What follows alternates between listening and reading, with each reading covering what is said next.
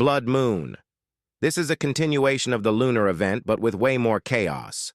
First, we've got new blood pets: Blood Hedgehog, Blood Kiwi, and Blood Owl. Then there's the Meteor Shower, an event that drops a celestial mutation with a massive 120x multiplier for your plants. Insane, right? There's also a new mutation called Bloodlit, not as crazy, but still a solid 4x boost, plus the Star Caller, which literally pulls meteors into your farm. Next up, the Bloodlit shop. You can get pets, seed packs, eggs, and more, all with that spooky blood theme. There's even a mysterious crate, which we know is part of the next big thing, the cosmetic update. And don't forget the new seeds, Moon Melon and Blood Banana, costing 500,000 and 200 shekels. Now for the odds. The Bloodmoon event only has a 33% chance of showing up, compared to a regular night's 67%. That's why players are farming like crazy using the sprinkler method, stacking moon melons and sprinklers until their entire plot is filled. It's broken, but it makes you a ton of money. Hungry Plant. The Hungry Plant was the second major event in Grow a Garden, and according to the community, it's also the most pay-to-win. A giant plant spawns in the center of the map, and your job is simple: feed it fruits. For every fruit you give, you get a basic seed pack, but for every 50, you get a premium one.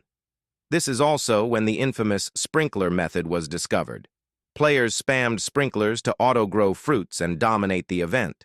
The Bizzy Bees event, also called the Bee Swarm, drops every hour and lasts 10 minutes, flooding plots with bees that pollinate your crops. Those pollinated plants get a 3 times value boost and can be turned into honey using the Honey Compressor NPC. Once you've got enough honey, trade it with the queen bee for exclusive rewards, like honey sprinklers, bee eggs, cosmetics, and new seeds. You can also hatch a bee pet, 65% chance from a bee egg, which passively pollinates nearby fruits every approximately 25 minutes. But let's be honest, most players were after one thing: the glorious disco bee. It only has a 0.25% chance of hatching from an anti-bee egg, making it one of the rarest pets in the game. Easter Event. The Easter Event was the first ever event in Grow a Garden, and even with just a few features, it's still considered one of the best. The goal? Give 30 kilograms of golden fruits to an NPC, and you unlock the Easter shop. Inside were the chocolate carrot, red lollipop, Easter egg, candy flower, chocolate sprinkler, and the star of the show, the candy blossom. This plant costs a massive 10 million shekels, but it's worth every coin. It produces 12 fruits at once, and each one sells for 100,000 base. Simple event, but insanely powerful. The Lunar Event. The Lunar Event is the original version of the Bloodmoon event, and it's what put Grow a Garden on the map. It introduced the Wise Old Owl, an NPC who trades moonlit fruits for rewards. The final reward? A pet old owl. After that, it costs 500 million shekels to reset and do it again. But how do you get moonlit fruits? Simple. Every hour, a night event begins. During that time, your fruits become moonlit and get a 2 times multiplier. You can either sell them for cash or give them to the owl. This was also the first event most Roblox players saw, and it's what made the game blow up. After the cosmetic update, the Moonlit shop was added, a new vendor tied to the night event.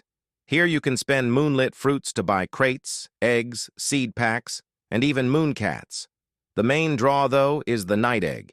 Most pets are common, but there's a 1% chance to hatch a raccoon, super rare, and definitely worth the grind if you're lucky. Prehistoric Event. The Prehistoric update introduced 2 new NPCs in the center of the map. The first gives you quests. Complete them, and you unlock the Bone Blossom, a strong plant added after the Candy Blossom. The second NPC lets you trade pets in exchange for prehistoric eggs. After 1 hour, the eggs are ready to hatch. Just place them in your garden. If you're lucky, you might hatch a T-Rex with a 1% chance, powerful but incredibly rare. And that's every event in Grow a Garden. Well, almost. The Zen Event isn't included here because I started working on this video about a week and a half before it came out, and editing took a while, but I'll definitely cover it in the next one.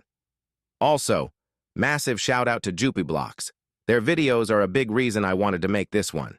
They've been a huge inspiration, and if you haven't checked them out yet, you really should. If you enjoyed this, don't forget to like and sub. I've got more coming.